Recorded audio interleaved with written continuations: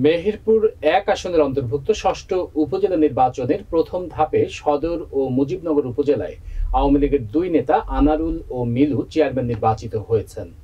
গাংনী প্রতিনিধি মজনুর রহমান আকাশের প্রতিবেদনে দেখুন বিস্তারিত। বুধবার প্রথম ধাপে উপজেলা নির্বাচনে মেহেরপুর সদর ও মুজিবনগর উপজেলা নির্বাচন অনুষ্ঠিত হয়। সদর উপজেলায় জেলা আওয়ামী লীগের সাবেক সাংগঠনিক সম্পাদক ও আমদা ইউনিয়নের সাবেক ইউপি চেয়ারম্যান আনারুল ইসলাম মোটরসাইকেল প্রতীকে 40,923 ভোট পেয়ে তার নিকটতম প্রতিদ্বন্দ্বী জেলা আওয়ামী লীগের যুগ্ম সাধারণ সম্পাদক অ্যাডভোকেট ইব্রাহিম শাহিনকে 30,416 ভোটের ব্যবধানে পরাজিত করেন।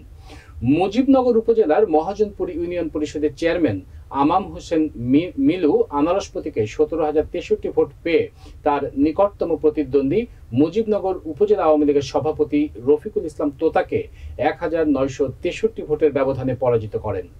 রফিকুল ইসলাম ভোট পেয়েছেন 15,100। এদিকে সদর উপজেলায় ভাইস চেয়ারম্যান পদে হাশেম আলী চশমা প্রতীকে এবং লুৎফুন্নেসা লতা বৈদ্যুতিক পাখা প্রতীক নিয়ে বিজয়ী হয়েছেন। অন্যদিকে মুজিবনগর উপজেলায় ভাইস চেয়ারম্যান পদে বিএম জাহিদ হাসান রাজীব টিউবওয়েল প্রতীকে এবং তকলিমা খাতুন কলস প্রতীকে বিজয়ী হয়েছেন।